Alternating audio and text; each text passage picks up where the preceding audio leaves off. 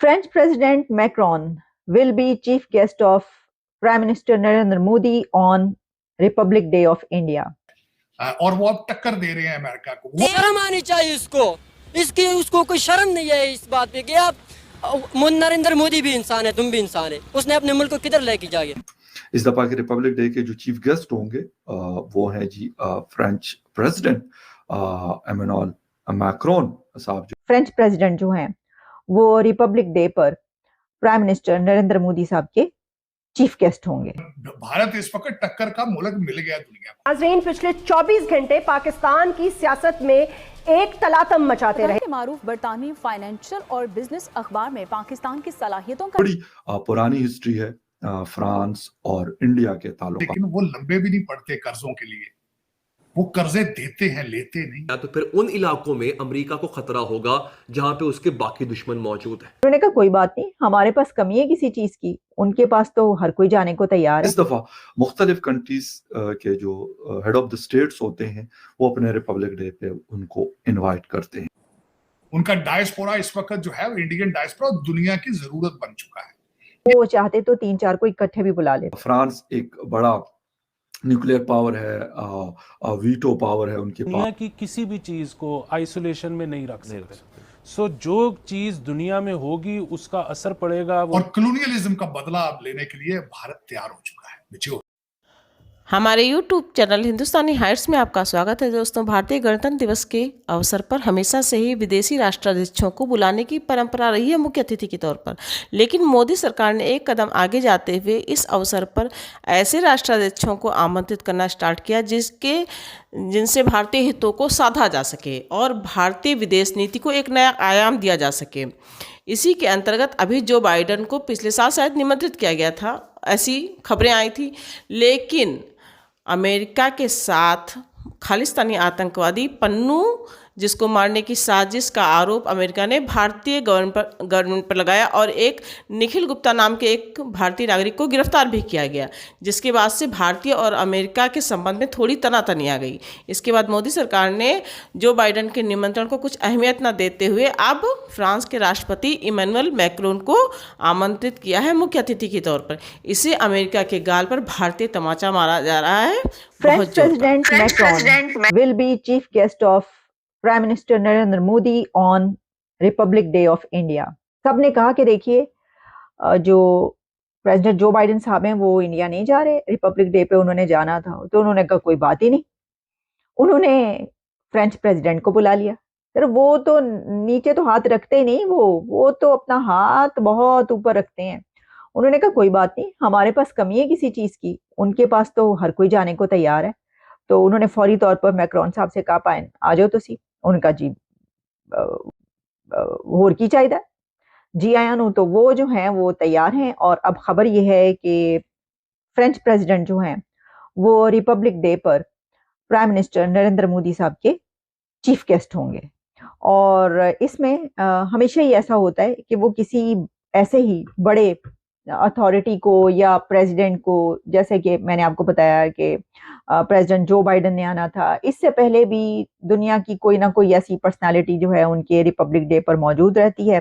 तो अब ये कहा गया है कि जो प्रेसिडेंट मैक्रोन हैं उन्होंने प्राइम मिनिस्टर नरेंद्र मोदी की ये इनविटेशन एक्सेप्ट कर लिया गया है, जो कि ब्लूमबर्ग में इस वक्त ये खबर चल रही है कि अब इंडिया के रिपब्लिक डे पर फ्रेंच प्रेसिडेंट मैक्रोन आएंगे। ठीक है जनाब, ये तो कोई उनके लिए बड़ी बात है ही नहीं, वो चाहते तो 3-4 को इकट्ठे भी बुला लेते। बहुत सारी पर्सनालिटीज अथॉरिटीज होंगी, उनके लिए तो कोई मसला नहीं है। अभी आपने देखा कि कितनी समिट्स और कॉन्फ्रेंसेज हुई हैं जिसके ऊपर दुनिया भर की लीडरशिप वहां पर मौजूद है। वो दुनिया के लीडर तो दौड़ते हुए जाते हैं इंडिया की तरफ। वो तो वो कहते हैं कि अच्छा है, कोई ना कोई एग्रीमेंट कराएंगे, कोई अपने लिए कुछ ले आएंगे, कोई मुआहिदा कर लेंगे। और वैसे भी भाई इंडिया एक बड़ी ताकत है, वहां पे लोग जाना पहुंचना जो है अपने लिए बड़ा वो समझते हैं।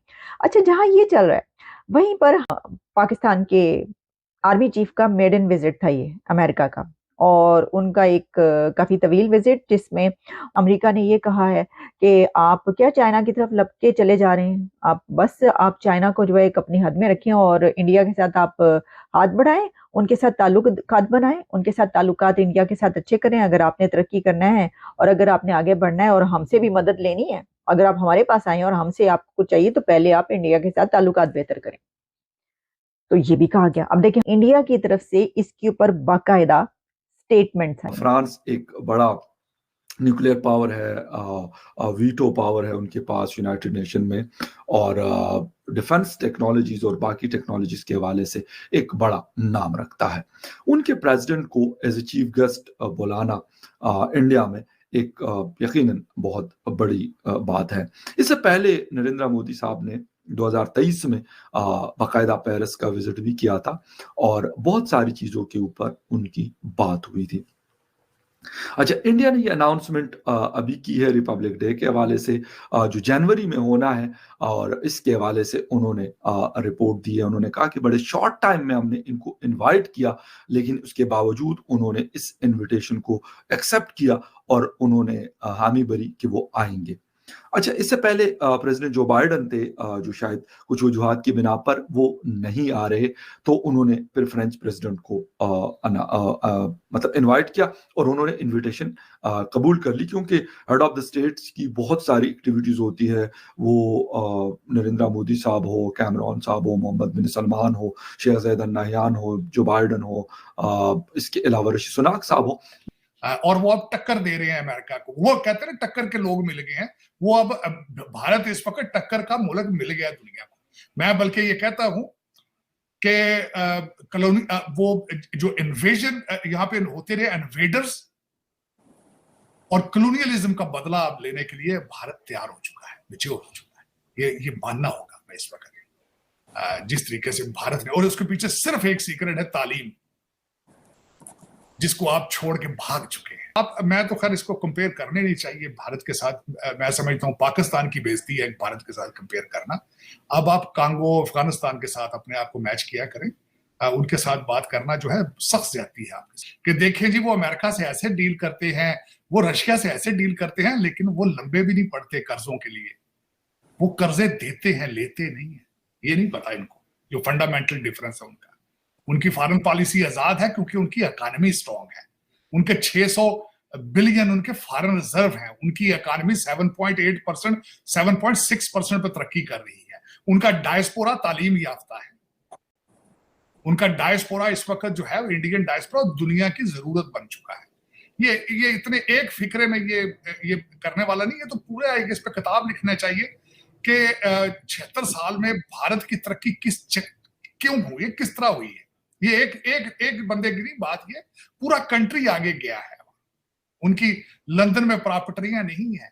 जनरल विपिन अभी वहीं फिर रहे हैं, उनके वालिद भी जनरल थे। उनका एवरेज सा घर है वहां पे। वो सारा मुल्क जो है बैरियर टाउन नहीं बना उनका, वो एक कंट्री है। जो अरिंदाम बागची साहब हैं, उनसे ब्रीफिंग के दौरान जो रिपोर्टर्स हैं, उन्होंने सवाल किया कि पाकिस्तान के आर्मी चीफ अमेरिका गए हुए थे, वहाँ पे उनकी लॉर्ड ऑस्टन और ब्लिंकन से मुलाकात हुई, आप इसके बारे में क्या कहेंगे, वहाँ पे ये कहा गया, ये कहा गया। तो उन्होंने उसके जो जवाब है ना, वो कहते हैं ना 100 सुनार की और 1 लोहार की, तो पैन होया है कि 100 सुनार दी 1 लोहार दी। उन्होंने आगे से जो जवाब दिया, उन्होंने कहा है हम ये कहेंगे कि ये जो दहशतगर्द फैलाने वाले कंट्रीज हैं, इनके ऊपर नजर रखी जाए।